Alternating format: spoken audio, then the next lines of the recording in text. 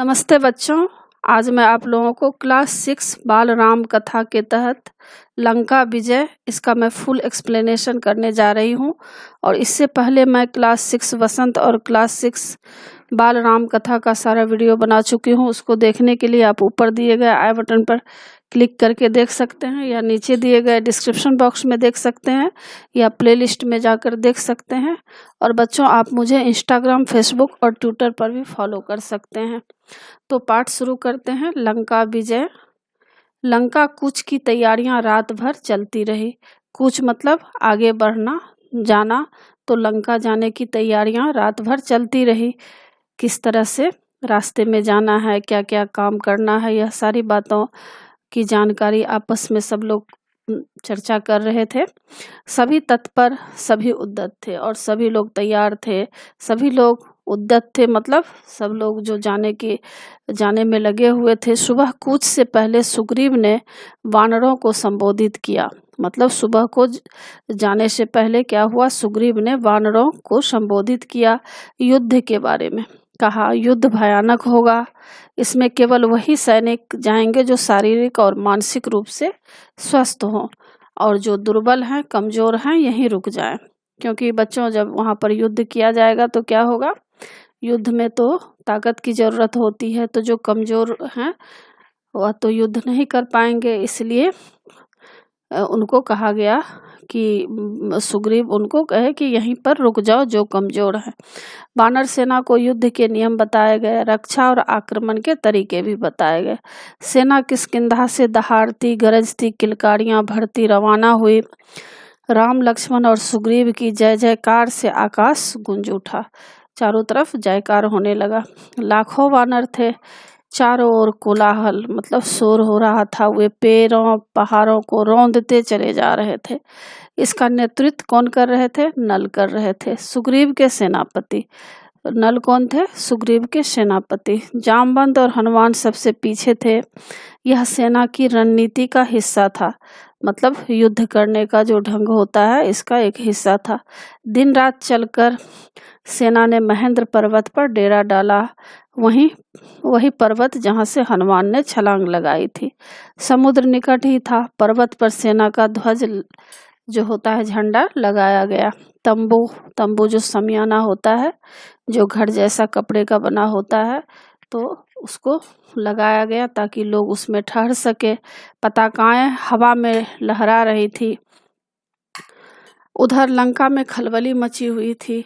राक्षसों में बेचैनी थी। अब क्या है, जब ये लोग लंका जाने की तैयारियां कर रहे थे तो यह खबर जब मिली रावण को, तो चारों तरफ वहां राक्षसों में बेचैनी थी, खलबली मची हुई थी कि पता नहीं क्या होगा। उनके मन में डर बैठ गया था राम की शक्ति को लेकर, क्योंकि राम शक्तिशाली थे। सबको जो है डर समा गया था। जिसका दूत लंका में आग लगा सकता है, वह स्वयं कितना शक्तिशाली होगा। अब सब लोग सोच रहे थे कि जिसका दूत जो है इतना, जो हनुमान जी थे, लंका में आग लगा चुके थे, तो अब सब डर रहे थे कि उनके जो गुरु होंगे वे कितना शक्तिशाली होंगे, उनके मालिक कितने शक्तिशाली होंगे। तो नगर में चर्चा का विषय यही था। लेकिन रावण इससे अनभिज्ञ था। रावण को यह जानकारी नहीं थी। उसे कौन बताता, किसी में इतना साहस नहीं था।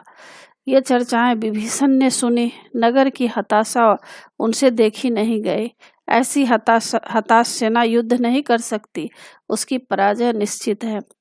और विभीषण जब देखते हैं कि चारों तरफ हताशा छाया हुआ है, तो वे समझ गए कि इन लोगों की हार होने वाली है। क्योंकि युद्ध में जोश की जरूरत होती है, ताकत की जरूरत होती है, न कि हताशा की।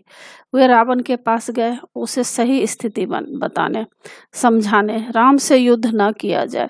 तो विभीषण रावण जो उनके बड़े भाई हैं, उनको समझाने गए हैं कि युद्ध न किया जाए, क्योंकि गंभीर स्थिति हो सकती है। उन्होंने कहा, आप सीता को लौटा दें, सबका कल्याण इसी में है। सीता मिल जाएंगी तो वे आक्रमण नहीं करेंगे। तो इस तरह से विभीषण समझाते हैं रावण को कि आप सीता को लौटा दीजिए। जब सीता यहाँ से चली जाएंगी तो फिर कोई युद्ध होने का संभावना भी नहीं रहेगा। रावण ने विभीषण की बात अनसुनी कर दी, मतलब सुनना नहीं चाहा। उन्हें अपने कक्ष से निकाल दिया। क्रोध में वह स्वयं भी उठकर चल पड़ा सभा कक्ष की ओर।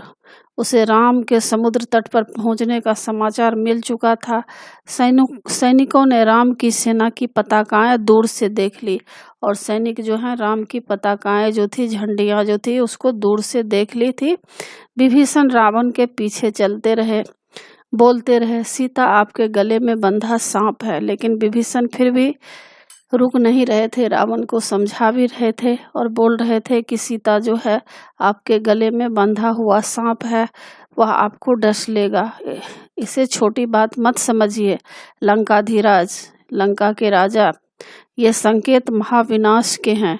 मैं अब भी कहता हूँ सीता को लौटा दीजिए, लंका बच जाएगी। तो इस तरह से विभीषण बार बार रावण को समझा रहे हैं। तुम मेरे भाई नहीं शत्रु हो, मेरे शत्रु के शुभ चिंतक हो। रावण का क्रोध भड़क उठा। निकल जाओ यहाँ से, मुझे तुम्हारा साथ नहीं चाहिए। रावण सभा गार की ओर मुड़ गया, विभीषण पीछे, दोनों के रास्ते अलग हो गए। अब देखिए किस तरह से विभीषण जब रावण को समझा रहे हैं तो रावण कह रहे हैं कि तुम मेरे भाई नहीं हो, तुम मेरे शत्रु हो, और तुम जो है शत्रु के शुभ चिंतक हो, यानी तुम राम का हित चाहता है, मेरा हित नहीं चाह रहा है। और उसका क्रोध जो है बहुत भड़क उठा। और क्या हुआ, जो है दोनों अलग अलग रास्ता पकड़ लिए। विभीषण उसी रात लंका से निकल गए 4 सहायकों के साथ। उनके साथ 4 आदमी को भेजा गया। उन्होंने राम के पास जाना ठीक समझा। समुद्र पार राम के शिविर में अचानक खलबली मच गई। अब क्या हुआ, समुद्र के पार जो राम के शिविर थे, कैंप लगा हुआ था, उसमें खलबली मच गया। एक वानर चिल्लाकर सबको सावधान कर रहा था, हमारे शिविर में राक्षस आ गए हैं। विभीषण कुछ दूर खड़े थे। वानरों ने उन्हें सुग्रीव के सामने पेश किया, और विभीषण कुछ दूर पर खड़े थे, और जो वानर लोग थे वे सुग्रीव के सामने उनको पेश करते हैं, मतलब उनको ले जाते हैं। कहते हैं, वानर राज, मैं लंका के राजा रावण का छोटा भाई हूँ। और विभीषण कह रहे हैं कि मैं लंका के राजा रावण का छोटा भाई हूँ, मैं राम की शरण में आ गया हूँ, आप मुझे उनके पास पहुँचा दें।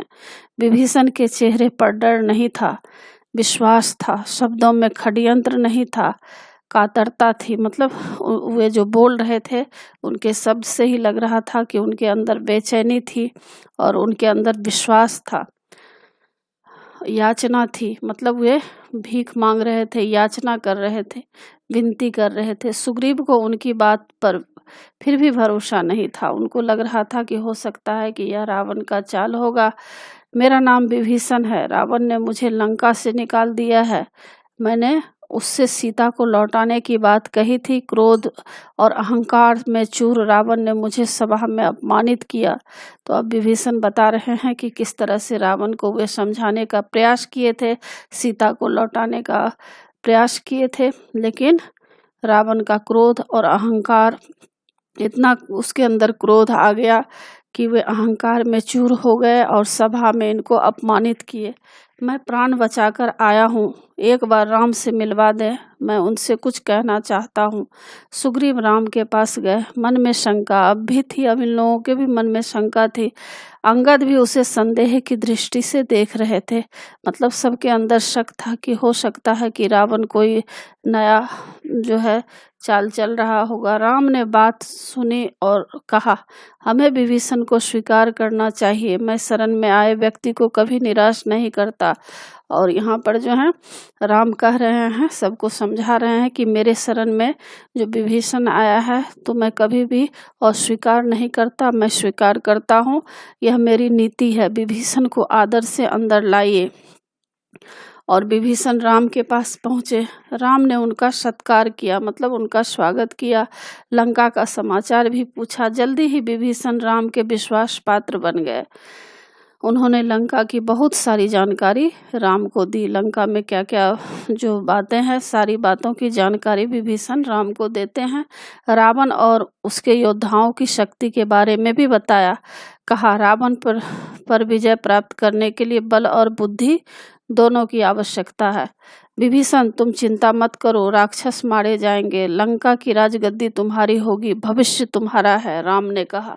तो राम जान गए थे, क्योंकि वे तो अंतर्यामी थे, वे जान गए थे कि विनाश होने वाला है, रावण की मृत्यु हो जाएगी, तो उसके बाद क्या होगा, विभीषण ही राजा बनेगा। तो वे भविष्यवाणी करते हैं। आगे बताया जा रहा है कि राम की सेना के सामने एक बड़ी चुनौती थी, समुद्र, उसे कैसे पार किया जाए। अब सबके सामने बहुत बड़ा वहाँ समुद्र था, उसको पार करना था, सबके सामने यही चुनौती थी। राम ने समुद्र से विनती की, 3 दिन बैठे रहे कि समुद्र रास्ता दे दे। वह नहीं माना तो राम को क्रोध आ गया। राम का क्रोध देखते हुए समुद्र ने उन्हें सलाह दी। जब राम को 3 दिनों तक राम बैठे रहे और समुद्र जब रास्ता नहीं दिए, तो राम को जब क्रोध आ गया तो समुद्र उन्हें कुछ सलाह देते हैं।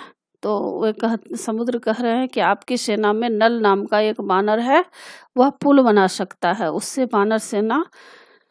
उससे क्या होगा, वानर सेना पार उतर जाएगी। तो यहाँ पर देखिए किस तरह से समुद्र सलाह दे रहे हैं कि नल नाम का एक वानर है जो कि पुल बना सकता है। नल ने अगले ही दिन काम प्रारंभ किया, मतलब शुरू कर दिया। पुल बनने लगा। वानर कंकर पत्थर शिलाएं लाते रहे, नल पुल बनाते रहे। 5 दिन में पुल तैयार हो गया। समुद्र को 2 टुकड़ों में बांटता हुआ, उसका घमंड चूर करता हुआ, इससे सबसे पहले विभीषण पुल से पार उतर गए। पीछे पीछे वानर सेना का अगला शिविर दूसरे तट पर था।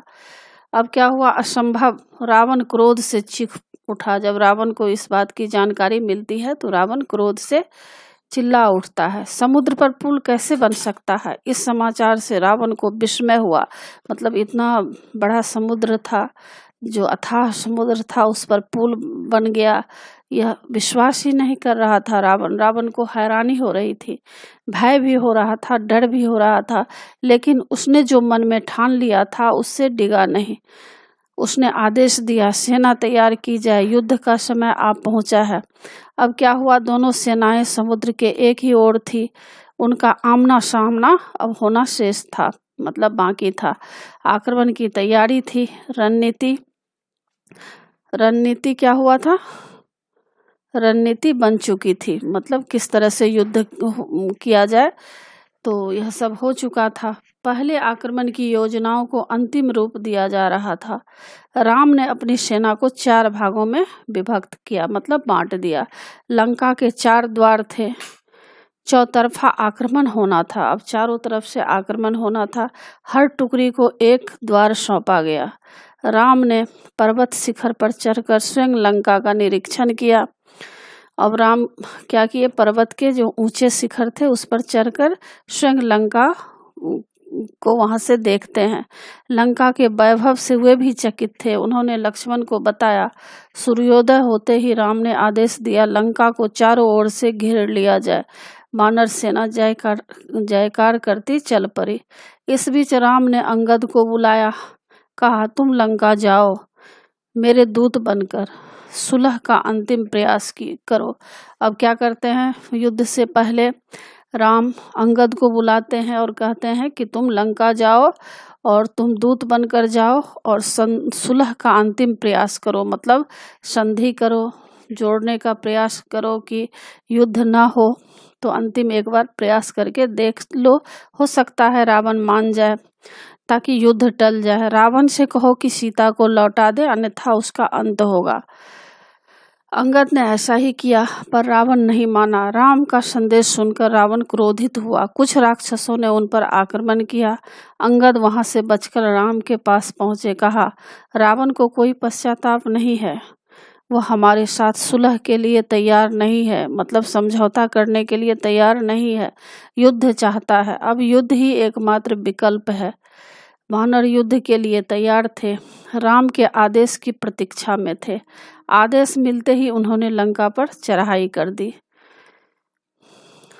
उधर रावण के आदेश पर उसकी सेना निकल पड़ी और राक्षस उतावले थे, मतलब जल्दी जो है वे लोग उतावले थे जल्दी करने के लिए, युद्ध करने के लिए चित्कार कर रहे थे, चिल्ला रहे थे। रावण के जय घोष से लगा कि आसमान फट जाएगा। वे दौड़े और वानर सेना पर टूट पड़े। भयानक युद्ध हुआ, हर ओर दहला देने वाला शोर था। हाथियों की चिंगार, घोड़ों की हिनहिनाहट, रथों की सरसराहट, कोलाहल। रथ हवा से बातें कर रहे थे, मतलब बहुत ही तेज गति से रथ चल रहा था। तलवारें खिंच गई थी, बाणों से आसमान भर गया था, भाले उड़ रहे थे। दोनों ओर के कई वीर मारे गए। रावण के अनेक पराक्रमी राक्षस ढेर हो गए, मतलब मारे गए। धरती लाल हो गई, खून से जो है धरती लाल हो गई। छत बिछत सब बिखरे हुए थे, चारों तरफ सब बिखरे हुए थे। कराहते घायलों की ओर किसी का ध्यान नहीं था। शाम होने को थी। मेघनाद ने राक्षस सेना को पीछे हटते देखा। अब क्या होता है, मेघनाद देखा कि राक्षस का सेना जो है पीछे हटते जा रहा है। उसने अपने सैनिकों को ललकारा, आगे बढ़ो, हम विजय के करीब हैं, मतलब जीतने के करीब हैं, जीत के करीब हैं। मेघनाद ने सेना का नेतृत्व संभाल लिया। राक्षस उत्साह से आगे बढ़े। मेघनाद की दृष्टि राम और लक्ष्मण पर थी, और मेघनाद की जो दृष्टि नजर जो थी राम और लक्ष्मण पर थी। वह छिपकर युद्ध करता था, मायावी था। मेघनाद मायावी था, वह छिपकर युद्ध करता था, किसी को दिखाई नहीं पड़ता था। उसके बाण राम और लक्ष्मण को लगे, दोनों वहीं मूर्छित होकर गिर पड़े। मेघनाद ने समझा काम हो गया। उसने दोनों भाइयों को मृत समझ लिया। वह मैदान छोड़कर महल की ओर दौड़ा, रावण को इसकी सूचना देने कि मैं राम और लक्ष्मण को मार दिया हूँ। इसका सूचना देने के लिए रावण के पास जाता है। रण क्षेत्र में वानर राम लक्ष्मण के पास एकत्र हो गए। क्या हुआ, रण क्षेत्र में वानर जो है राम और लक्ष्मण के पास आ जाते हैं। वे चिंतित थे अशुभ की आशंका से, मतलब जो कल्याणकारी न थे, अशुभ अनहोनी की आशंका से सब लोग जो है चिंतित थे। विभीषण ने दोनों का उपचार किया, उनकी मूर्छा टूटी। वे खड़े हुए तो वानर दल हर्ष ध्वनि करने लगे। हर्ष ध्वनि मतलब खुशी की आवाज निकालने लगे। अगले दिन युद्ध के लिए तैयार। रावण की सेना के महाबली एक एक कर मारे जा रहे थे। धूम्राक्ष मारा गया, ब्रजद्रष्ट धरती पर गिर पड़ा, अकंपन कुचल कर मर गया, प्रहस्त को नील ने ध्वस्त कर दिया। रावण को इसकी सूचनाएं मिलती रही, मतलब जो जो मरते गए सबकी सूचना रावण को मिल रहा था। वह घबरा गया, वह हड़बड़ा कर उठा और स्वयं कमान संभाल ली। पहली मुठभेड़ में वह लक्ष्मण पर भारी पड़ा, लेकिन राम के बाणों ने उसका मुकुट धरती पर गिरा दिया। वह लज्जित होकर लौट गया। अब तक रावण को राम की शक्ति का कुछ अनुमान हो गया था। जब उसे कोई और रास्ता न सूझा तो उसने कुंभकर्ण को जगाया। वह महाबली था, मतलब बहुत ही शक्तिशाली था। वह 6 महीने सोता था, मतलब वह जगता था 6 महीना और 6 महीना सोता था। कुंभकर्ण दुर्ग से बाहर आया। उसे देखते ही वानर सेना में खलबली मच गई। वे उसे रोकने में अक्षम थे। उसने हनुमान और अंगद को घायल कर दिया। लक्ष्मण यह युद्ध देख रहे थे। उन्होंने राम की ओर देखा और फिर दोनों भाइयों ने वाणों की वर्षा कर उसे मार दिया। कुंभकर्ण रणभूमि के अंक में सो गया, मतलब मृत्यु को प्राप्त हो गया सदा के लिए। अब क्या होता है, रावण निराश हो गया। कुंभकर्ण पर उसे गर्व था, वह उसे अपना दाहिना हाथ मानता था। रावण मानता था अपना दाहिना हाथ किसको, कुंभकर्ण को अपना सहायक मानता था। उसे लगा कि अब लंका में वीर नहीं है, वह अनाथ हो गई। मेघनाद ने रावण को सहारा दिया। मेरे रहते आप क्यों चिंता करते हैं। अब मेघनाद अपने पिता को कह रहा है कि मेरे रहते आपको चिंता की कोई जरूरत नहीं है, मुझे युद्ध की अनुमति दे, मतलब इजाजत दे, मैं दोनों भाइयों को मारकर आपके चरणों में रख दूंगा। मेघनाद और लक्ष्मण का भीषण युद्ध हुआ। मेघनाद पराक्रमी था, उसने एक बार इंद्र को भी परास्त कर दिया था, मतलब हरा दिया था और इंद्रजीत कहलाया था। उसके बाणों ने कई प्रमुख वानरों को घायल कर दिया। मेघनाद को रोक पाना वानर सेना के बूते की बात नहीं थी, मतलब उसके शक्ति से बाहर की ये बात थी। वह चक्रवात की तरह आगे बढ़ता, मतलब तेज आंधी जो होता है इसके तरह वह आगे बढ़ता था, जो भी आसपास होता ध्वस्त हो जाता। वानर सेना मेघनाद की गति और शक्ति से चकित थी, चमत्कृत। उनके मन में निराशा बैठती जा रही थी और वानर राज जो भी वानर लोग थे वे चिंतित थे कि अब क्या होगा। तब लक्ष्मण ने उसे चुनौती दी। दोनों का निशाना अचूक था, मतलब जो न चूक सके। बाण हवा में टकराते और नष्ट हो जाते। अचानक लक्ष्मण का एक बाण उसे लगा, वह घायल हो गया, झुक गया। लक्ष्मण ने ताबड़तोड़ बाणों की बरसात कर दी, मतलब बहुत ही जल्दी जल्दी बाण चलाने लगे। आगे बढ़ना कठिन था। मेघनाद पीछे मुड़ा, महल की ओर भागा। लक्ष्मण ने कुछ दूर तक उसका पीछा किया, फिर रुक गए। मेघनाद महल में घुस गया। लक्ष्मण को महल की संरचना नहीं पता था, मतलब किधर से घुसना चाहिए उसकी बनावट उनको पता नहीं था, रास्ता मालूम नहीं था। विभीषण लक्ष्मण की दुविधा समझ गए, तो वहां पर जो विभीषण थे वे समझ गए कि लक्ष्मण को दुविधा हो रहा है। लक्ष्मण जो है असमंजस में पड़े हुए हैं कि किस तरह से उनका पीछा किया जाए मेघनाद का। उन्होंने एक गुप्त मार्ग दिखाया। कौन दिखाया? विभीषण।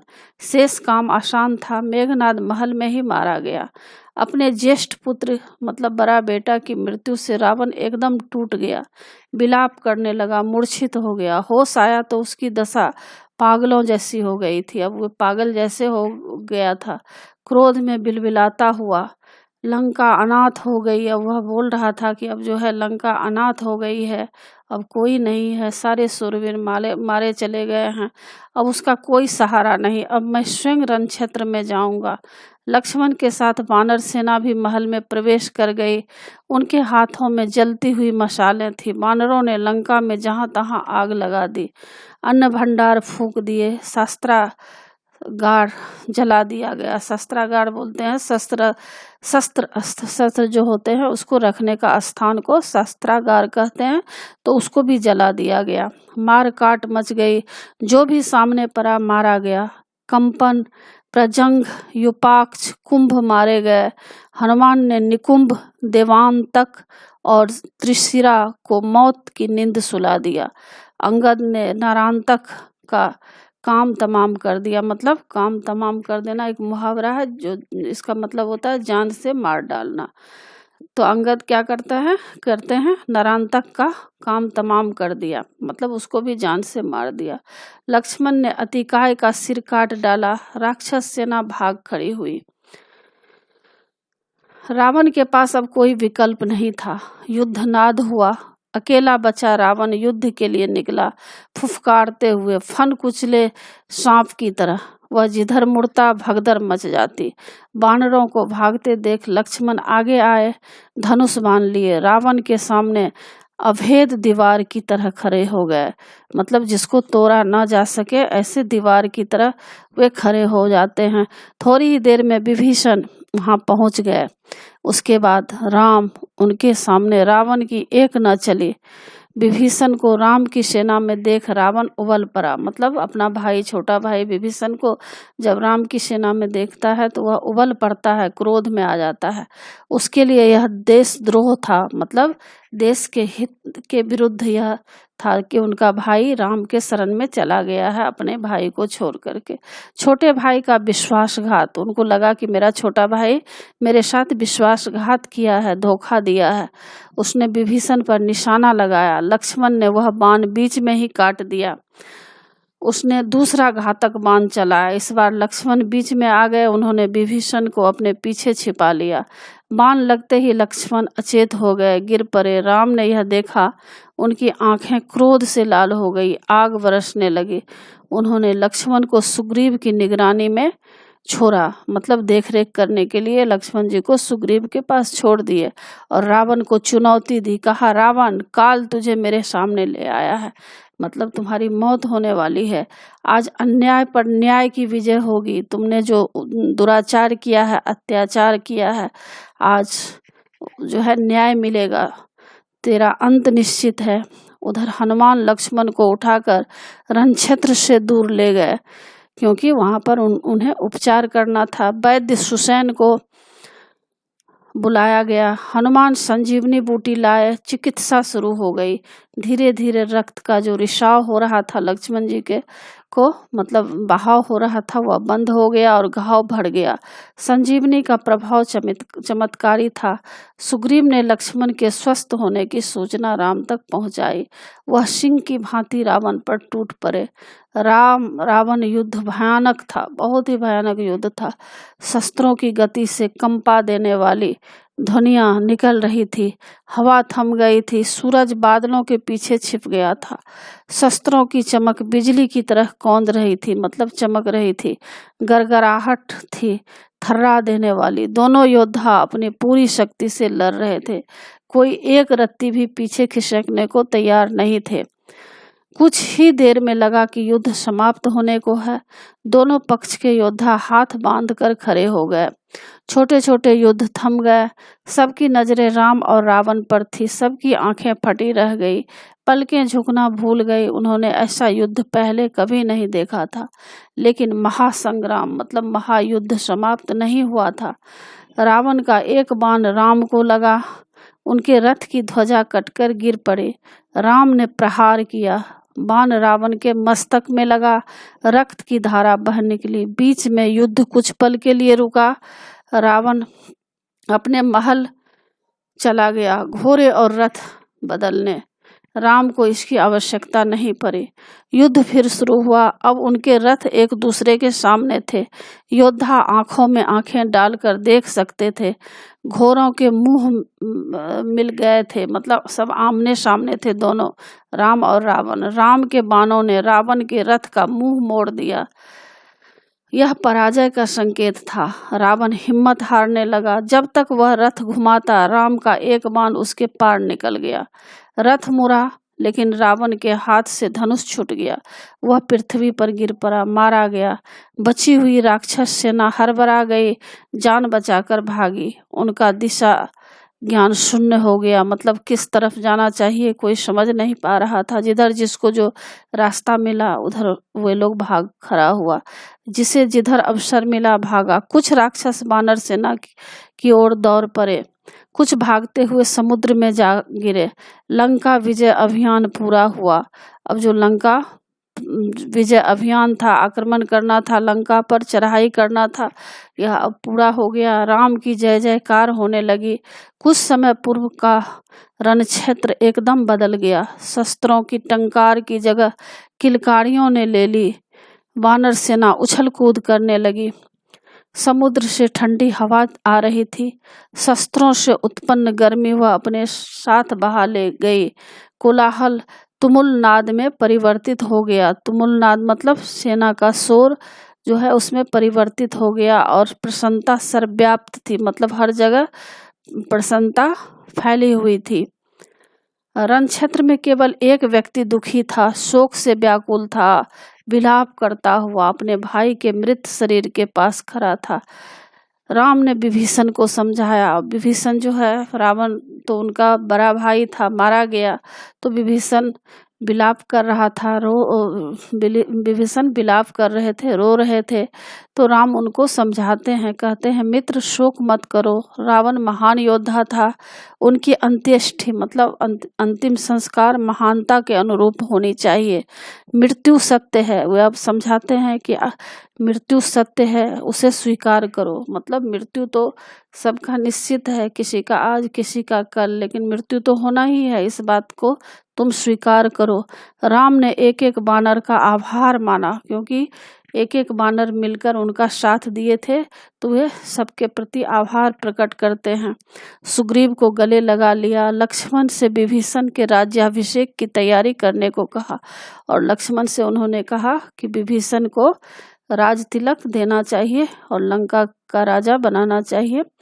चाहते थे कि रावण की अंत्येष्टि के बाद राज तिलक हो, उसमें विलंब ना किया जाए। उन्होंने हनुमान को बुलाया, अशोक वाटिका जाने का निर्देश दिया। यह संदेश आपको ही सीता तक पहुंचाना है, उन्हें लंका विजय का समाचार दीजिए। तो अब राम हनुमान जी को कहते हैं कि यह सब जो भी घटना घटा है, राम और रावण के बीच जो युद्ध हुआ है, रावण मारा गया है, यह सारी बातों की जानकारी आप सीता तक दीजिए और उन्हें लंका विजय का समाचार भी दीजिए। उनका संदेश लेकर शीघ्र आइए। विभीषण के अंत्येष्टि से लौटने तक उनके राज्याभिषेक की तैयारी हो चुकी थी और विभीषण के अंत्येष्टि जो हो रहा था उसमें लौटने तक सारा राज्याभिषेक की तैयारियां वहां शुरू हो गई थी। लक्ष्मण राजमहल पहुंच गए थे।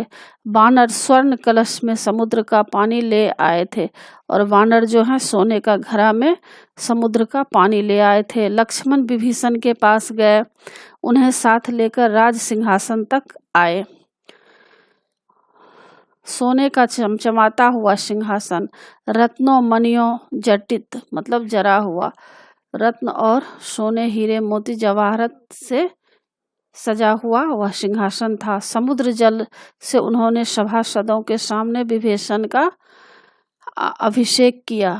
अब विभीषण लंका के राजा थे।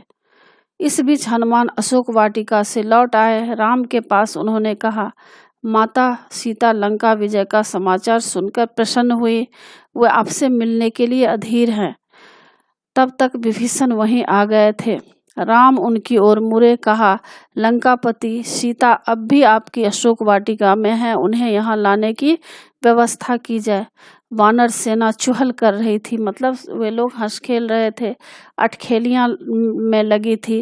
राम का निर्देश सुनकर उनकी उत्सुकता बढ़ गई, मतलब प्रबल इच्छा हो गई। सुग्रीव, जामवंत और नल नील भी उत्सुक थे। अंगद को प्रतीक्षा थी। हनुमान को छोड़कर किसी ने सीता को नहीं देखा था। अब सबको माँ सीता को देखने की इच्छा हो रही थी। सारे लोग उत्सुक थे, उन लोगों के अंदर प्रबल इच्छा थी कि माँ सीता का दर्शन किया जाए।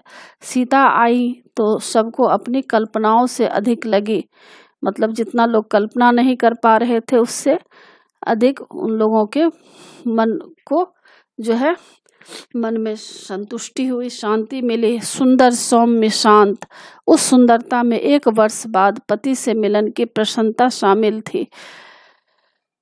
मतलब 1 वर्ष तक उनको लंका में रहना पड़ा था, तो इसकी प्रसन्नता उनके अंदर थी। माँ सीता के अंदर कष्ट इतिहास हो गया था।